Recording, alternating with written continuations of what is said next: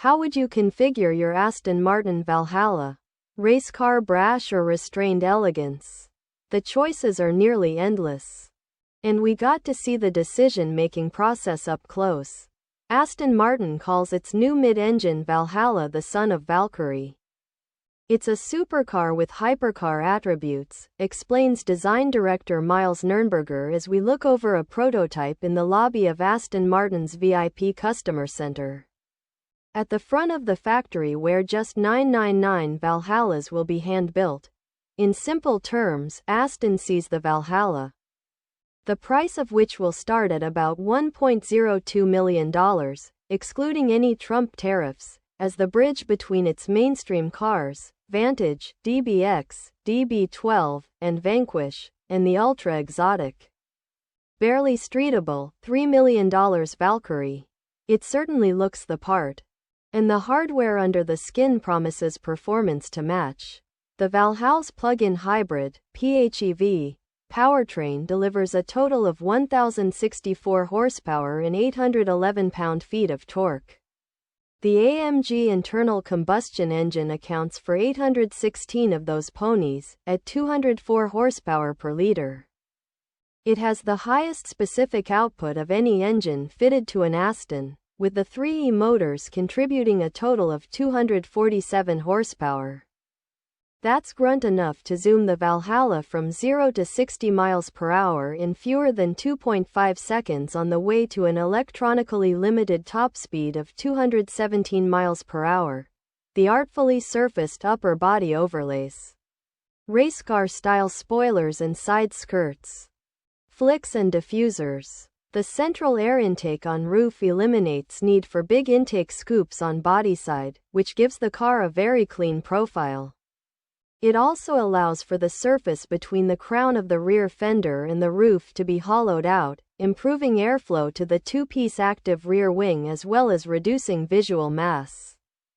The hood and front fenders appear detached from the rest of the bodywork, their outer form disguising vents and venturis designed to channel or under the car, around the front brakes, and along the body sides. Specialists at Aston Martin Performance Technologies, AMPT, the consulting arm of the Aston Martin Aramco F1 team, help define and refine the Valhalla's aerodynamics.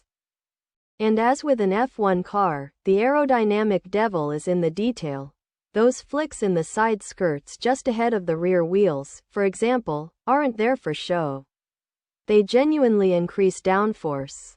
AMPT engineers also honed the Valhalla's active aero system, which can vary the angle of attack of the wings at the front and rear of the car to help maintain aerodynamic balance across a broad performance envelope. The Valhalla's aero hardware and software help it develop more than 1,320 pounds of downforce from 149 miles per hour through to 217 miles per hour. The Valhalla's teardrop cabin sits proud of the body. Just like on a Le Mans hypercar. The view from behind the wheel is a lot like that of a Le Mans hypercar, too. The header rail is quite low and windshield bulges forward, supported by contorted A-pillars. The doors cut deeply into roof. They angle forward when opened to reduce the chance of banging your head when getting in and out. You don't exactly need the limbo skills of a pro race driver to get behind the wheel, but more generously proportioned owners will find the Valhalla's cabin a very tight fit. There's ample leg and headroom for drivers over 6 feet tall, but you sit inboard, nestled up against a narrow center console, snugged in hip-hugging one-piece lightweight carbon fiber seats. Your feet at the end of raised footwells that set your ankles closer to your H-point.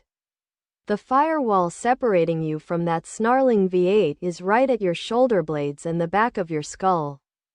It's an intimate place. There is a cup holder and 2 small storage compartments under the armrests in the doors. And that's it, in terms of luggage capacity.